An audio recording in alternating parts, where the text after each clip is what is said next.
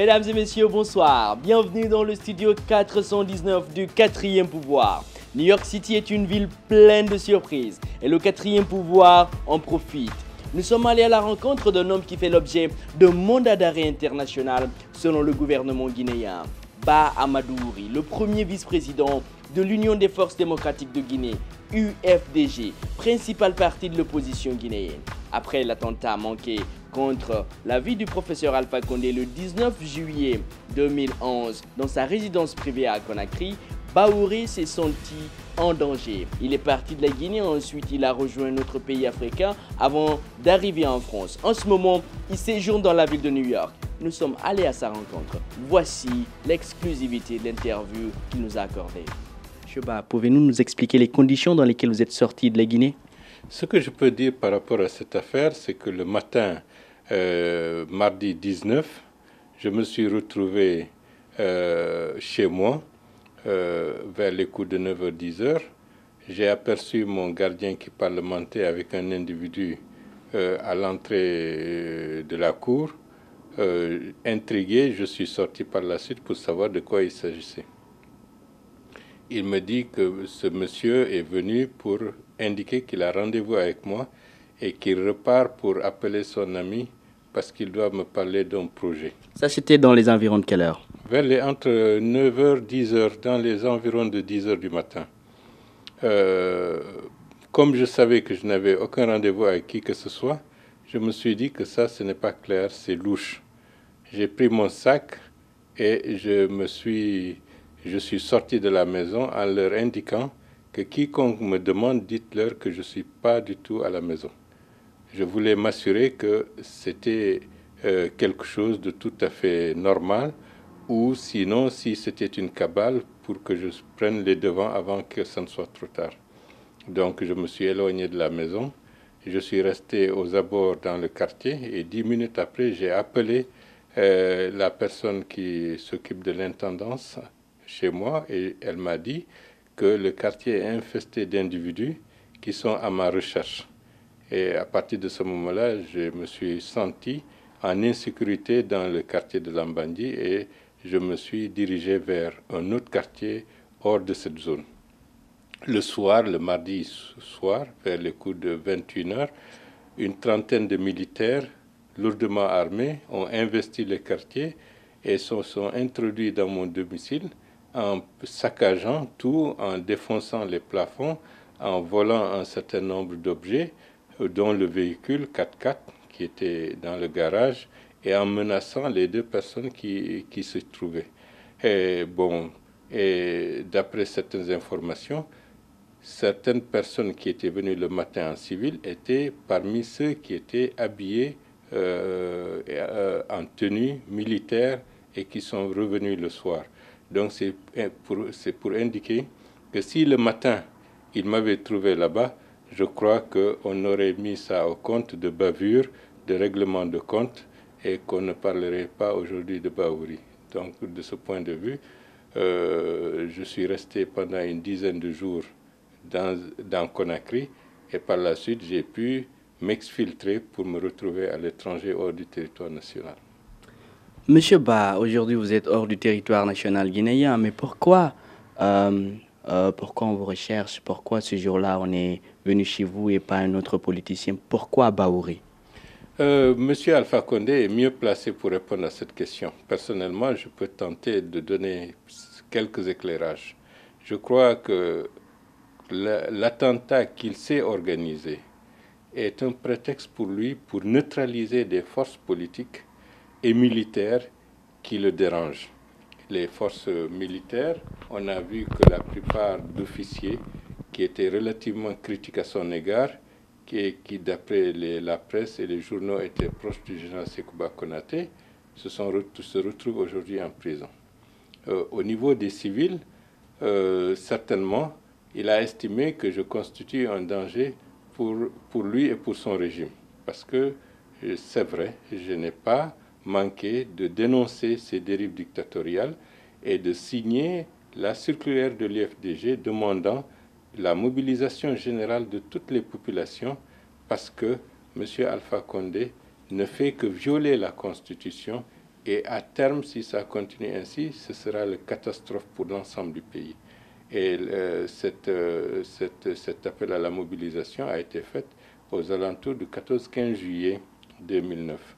Donc je crois que dans une certaine mesure, cette cabale contre des militaires et contre des civils n'a pour but que de neutraliser ceux qui, dans la société guinéenne, ont appelé à se mobiliser, à lutter contre l'installation d'une nouvelle dictature que M. Alpha Condé veut mettre en Guinée. Gardez l'équilibre, mesdames et messieurs, vous êtes toujours dans le studio 419 du 4e pouvoir. Nous continuons l'interview que nous a accordée M. Ba Amadouri. Selon lui, le professeur Alpha Condé est en train d'utiliser une stratégie pour éliminer toutes les personnes qui sont hostiles à sa mauvaise gouvernance. Voici la suite de l'interview. Vous savez, lui-même a dit qu'il reprendra la Guinée là où Sékou Touré l'a laissée.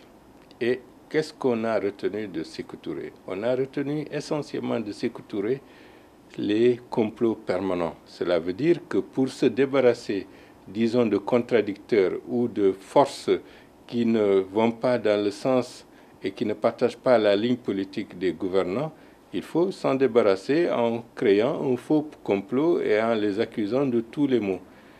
Et même M. Alpha Condé a été victime de cette stratégie et qui l'a amené à un moment donné à prendre la tangente au lendemain des élections présidentielles de 1998 et à être capturé à Piné, à la frontière entre la Guinée et la Côte d'Ivoire. Donc c'est pour dire qu'il y a une mentalité de complot, qu'il y a une mentalité, disons, assez policière de fomenter de faux complots pour s'attaquer à l'intégrité physique de certaines personnes qui sont tout à fait innocentes. La culture de débat politique n'est pas encore quelque chose qui est partagé par les appareils qui continuent toujours de fonctionner comme si on était dans les années 60 ou dans les années 70. Après l'attentat manqué contre la vie du professeur Alpha Condé, avant même que la justice guinéenne ne donne son verdict, le professeur Alpha Condé a accordé une interview à une radio sénégalaise, estimant que M. Ba Amadouri, le premier vice-président de l'Union des forces démocratiques de Guinée, M. Tibou Camara, El Hadj Amadouri Diallo dit Sadaka, le gouvernement sénégalais et le gouvernement gambien comme étant auteurs et complices de l'attentat manqué contre sa vie. Nous avons posé la question à M. Ba Amadouri. Voici sa réponse. Vous savez, M. Alpha Condé a des phobies. Il y a des personnes qui ont nettement affirmé qu'ils ne partagent pas sa ligne politique, qui ne lui font pas confiance et que M. Alpha Condé est un danger pour la République. Personnellement, je fais partie de cela. Certainement, d'autres ont eu aussi à avoir des déclarations claires et nettes comme quoi qu'ils ne partagent pas la vision de M. Alpha Condé. Et donc, certainement, des personnes comme M. El Hadj Amadouri Diallo et Tibou Camara et autres font partie de cela. Mais pourquoi cette association? C'est tout simplement une création fictive pour accréditer une thèse de complot. On prend des gens qui ont des finances, on prend des politiques, on prend des militaires, on associe des pays. Bon, personnellement, je n'ai jamais été pratiquement en Gambie. Je vais rarement au Sénégal, j'y vais de temps en temps. Mais toutes ces allégations ne reposent absolument sur rien du tout. C'est une manière, disons, de neutraliser des forces, tant politiques que militaires, et même des forces qui sont des opérateurs économiques, pour les intimider et pour essayer, disons, d'avoir les mains libres pour faire ce que bon lui semble en Guinée. Ce qui ne sera pas du tout accepté parce que aujourd'hui, le peuple de Guinée a eu une réelle conscience de ce qui se passe et a une histoire qui lui permet de distinguer le bon grain de l'ivraie.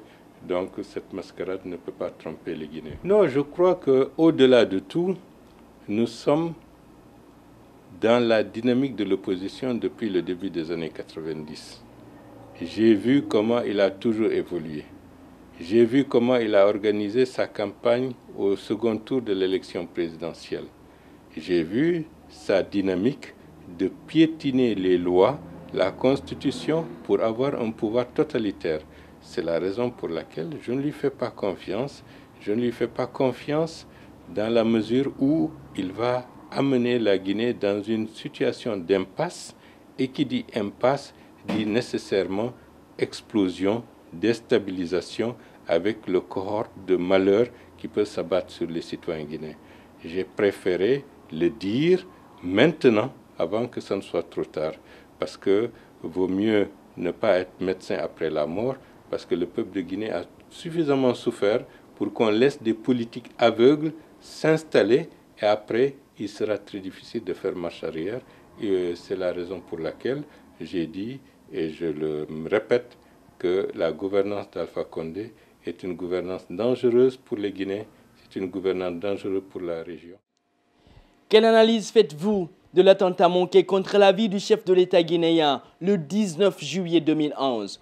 Quelle lecture faites-vous du mandat d'arrêt international qui a été lancé contre M. Bah Amadouri, le premier vice-président de l'Union des forces démocratiques de Guinée? Est-ce M. Bahouri le cerveau de l'attentat manqué contre la vie du chef de l'État guinéen? Est-ce que vous vous sentez en sécurité? Est-ce que vous êtes inquiet par rapport à ce mandat d'arrêt qui a été lancé contre vous par le gouvernement guinéen? Non, je ne me sens pas du tout inquiété par qui que ce soit. Je suis serein.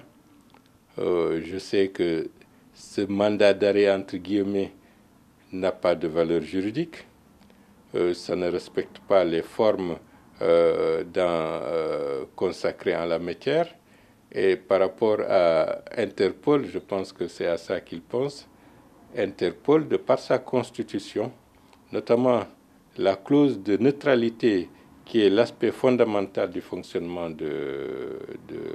d'Interpol, ne peut pas s'impliquer dans des affaires intérieures d'un pays, ne peut pas s'occuper des questions qui relèvent de la politique, et c'est la raison pour laquelle le tribunal de Dixine fait fausse route en estimant que ça peut m'ébranler ou ça peut amener une poursuite judiciaire extraterritoriale contre ma personne. C'est tout à fait le contraire, et c'est encore une fois la preuve d'un harcèlement du régime de M. Alpha Condé contre ma personne, et ça ne fait que me renforcer dans ma conviction que cette gouvernance, si on ne prend pas garde, elle risque de nous amener à la dérive. Bah Amadouri, premier vice-président de l'Union des forces démocratiques de Guinée, UFDG. Monsieur Bah, vous êtes parti pour l'exil. Est-ce que vous allez rentrer en Guinée? Est-ce que vous allez rester ici? Quelles sont vos perspectives avec ce mandat d'arrêt qui a été lancé contre vous, même si vous estimez que c'est un mandat d'arrêt entre guillemets?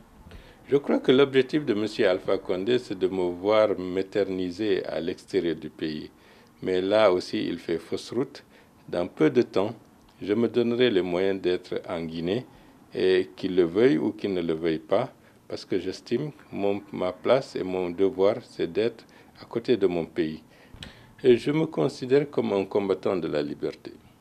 Lorsque les libertés sont bafouées, lorsque les libertés sont en danger, il faut se battre pour la restauration pleine et entière de la démocratie et des valeurs de liberté et de cohésion et d'unité du pays.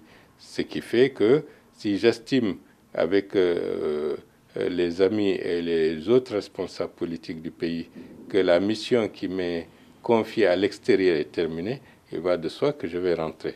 Mais bon, comment rentrer? À ce moment-là, on ne va pas se jeter n'importe comment dans la gueule du loup.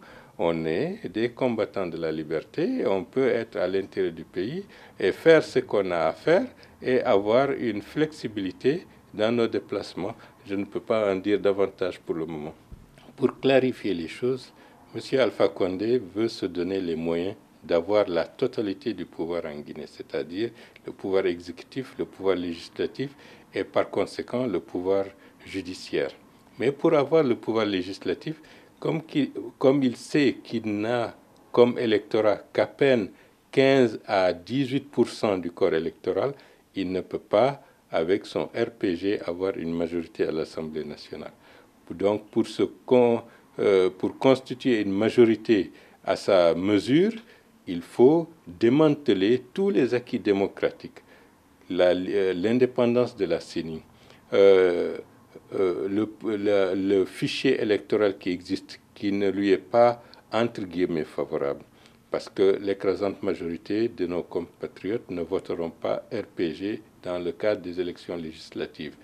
La dissolution des conseillers communaux, parce qu'il veut se donner les moyens d'avoir une administration du RPG, tant au niveau des préfets, sous-préfets et gouverneurs, qu'au niveau des conseillers communaux. C'est-à-dire, il y a un État RPG qui se met en place et qui vont lui permettre, disons, mécaniquement, de frauder les élections pour proclamer les résultats qui vont convenir à la gouvernance d'Alpha Condé. C'est tous ces stratagèmes qui l'amènent à violer la Constitution en ce qui concerne la CENI, violer la Constitution en ce qui concerne la dissolution des conseils communaux, violer la Constitution en remettant en cause le fichier électoral qui a été mis en place. C'est tout cela qui l'amène à aller, disons, grenouiller dans des eaux qui ne font que nous créer des problèmes.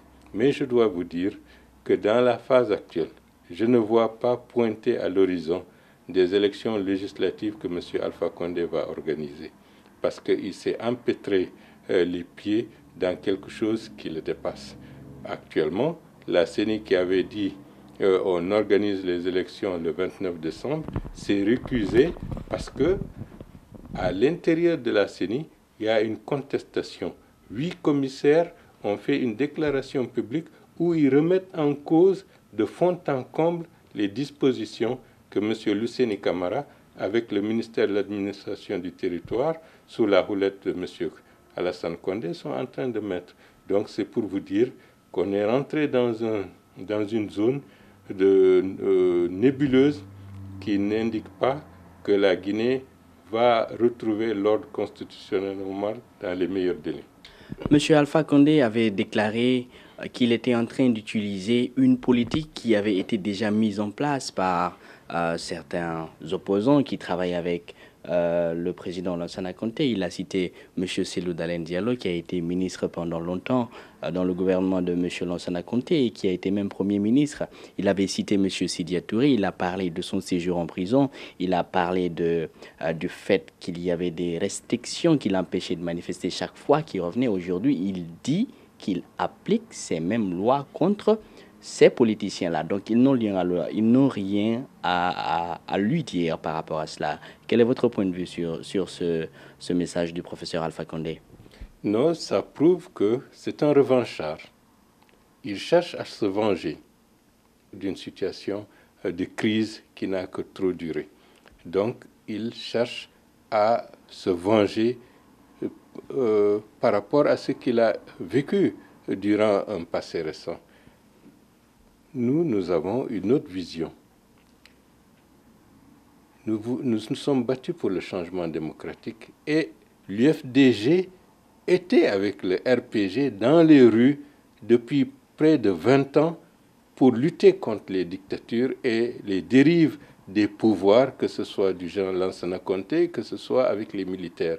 Donc il n'a pas de leçon à nous donner en ce qui concerne les luttes pour la démocratie, le respect des droits de l'homme.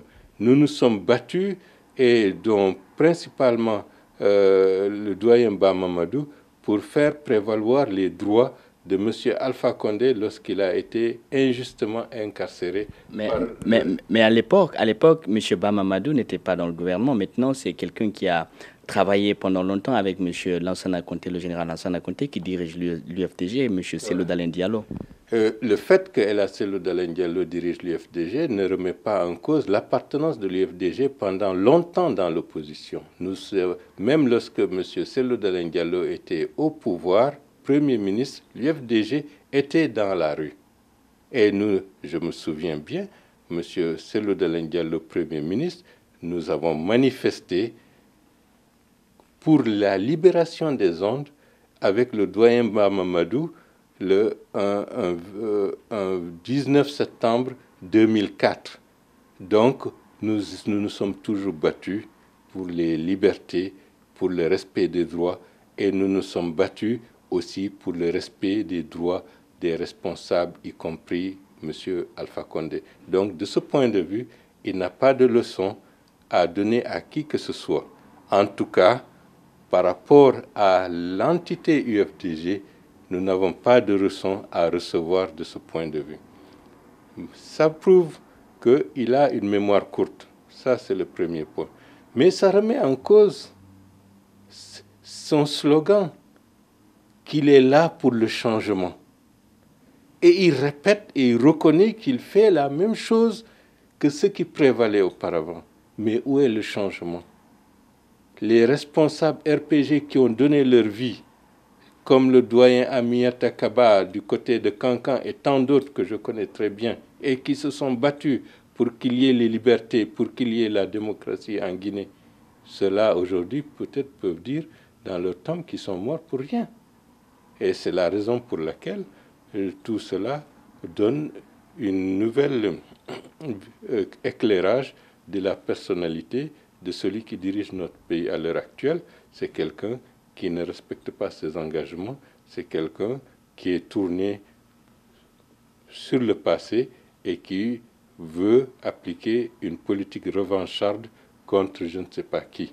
Et dans ce cadre-là, toute politique de revanche conduit nécessairement à une explosion de violence, à un recul en arrière et ne contribue pas à rassembler les Guinéens, à rassembler les énergies pour faire vraiment face aux vrais maux que sont le sous-développement et l'instabilité dans notre pays. Dites-moi, à un moment donné, on parlait d'un quiproquo entre vous et le président de l'UFDG, M. Cellou Dalein Diallo. De quoi s'agissait-il? Est-ce qu'il y avait un différend entre vous? Vous savez, il n'y avait pas de différent, mais il y avait une approche différente des questions qui se posent actuellement, qui n'étaient pas du tout prévues. Et il fallait se retrouver pour parler, ajuster les stratégies pour qu'on aille dans la même direction. Et je pense que depuis lors, les choses sont rentrées en ordre. Chacun joue sa partition et chacun le fait à l'entière satisfaction de l'un et de l'autre. Nous avons la conviction que l'UFDG doit travailler dans la cohésion pour faire prévaloir les valeurs démocratiques pour tous les Guinéens et sans exclusive. Ça, c'est un aspect fondamental de notre orientation et de notre combat. Deuxièmement, il faut faire attention, disons, aux tentatives de l'adversaire qui utilise les moyens les plus dilatoires pour semer la zizanie dans nos rangs. Et ça, c'est de bonne guerre. Il faut que nous soyons préparés et de plus en plus, avec l'expérience que nous sommes en train d'accumuler, nous nous rendons compte que tout ce qui peut diviser le camp des démocrates dans la phase actuelle est à mettre de côté et faire prévaloir l'intérêt collectif, l'intérêt du pays et l'intérêt de la lutte pour empêcher qu'une dictature ne s'installe durablement dans notre pays. Monsieur Ba, aujourd'hui, est-ce que vous voulez passer un message à l'adresse de la population guinéenne, à l'adresse du peuple de Guinée par rapport à ce que notre pays est en train de traverser en ce moment, de là où vous êtes ici, dans la ville de New York? Non, ce que je dois dire par rapport à ça, c'est que nos compatriotes doivent savoir que nous ne nous opposons pas à Alpha Condé parce qu'il est malinqué. Nous nous opposons à Alpha Condé parce qu'il a une mauvaise politique. Et cette politique ne va pas dans le sens de l'intérêt du pays tout entier. Et je rappelle également que lui-même, il le sait, nous étions ensemble pour lutter pour un changement démocratique. Les militants de l'UFDG et les militants du RPG ont été pendant de longues durées, la main dans la main, seuls face, disons, aux dérives dictatoriales de l'ancien régime du général Lansana Conté. On a fait ce qu'il fallait faire à ce moment-là. Et aujourd'hui, M. Alpha Condé, lui-même, il dit qu'il applique la même politique répressive, antidémocratique, anticonstitutionnelle qui est en œuvre. Allons-nous le laisser faire au risque que nous étions ensemble à un moment donné dans la lutte? Non. Nous devons respecter nos engagements, nous devons respecter nos valeurs, nous devons faire en sorte que le changement démocratique soit une réalité pour l'intérêt de tous les Guinéens, sans exclusive, qu'on soit malinké, qu'on soit forestier, qu'on soit soussou, qu'on soit peul. Chaque citoyen guinéen est un citoyen de la République. Ses droits sont inaliénables et ne doivent souffrir d'aucune restriction. Toute politique qui va dans le sens de diviser les Guinéens est une politique qui mérite d'être combattue avec fermeté, avec détermination. C'est la raison pour laquelle je salue les manifestants qui aujourd'hui se battent contre la dictature de M. Alpha Condé et certains y ont laissé leur vie, comme d'autres par le passé avaient laissé leur vie contre d'autres dictatures. Et parmi ceux qui avaient laissé leur vie auparavant, il y avait des militants du RPG. Pour la mémoire de tout ce monde, nous ne devons pas ramener encore notre pays en arrière, nous devons aller de l'avant. Et M. Alpha Condé est un obstacle pour faire de la Guinée un pays qui va de l'avant. Au contraire, il le ramène encore 15, 20, 30 ans encore en arrière. Nous ne pouvons plus tolérer cela. Et je suis sûr que les Guinéens, notamment les plus jeunes, ne peuvent pas accepter d'être dans un pays qui ne va pas de l'avant, qui ne fait que reculer. Dans le concert des nations d'aujourd'hui, ce serait suicidaire de maintenir cet état de fait. Pays côtier de la façade atlantique en Afrique de l'Ouest, 245 857 km², 11 millions d'habitants, c'est la Guinée. Je la préfère à New York, je la préfère à Paris. Peut-on improviser un état de droit? Peut-il se pérenniser et se perpétuer par miracle? C'est quoi le ferment de l'état de droit guinéen? Nous devons nous asseoir tous autour d'une même table. Nous devons discuter. Nous devons promouvoir une paix et un développement basé sur les valeurs sociales et politiques de notre pays. Nous devons respecter les droits de tous les Guinéens. Nous devons aller vers la réconciliation nationale. En tout cas, c'est ce que nous prenons ici, sur le plateau des hommes libres. Où que vous soyez, quoi que vous fassiez, sachez que nous vous aimons et c'est sincère. Salut et ciao ciao. On se retrouve au prochain numéro du 4e pouvoir.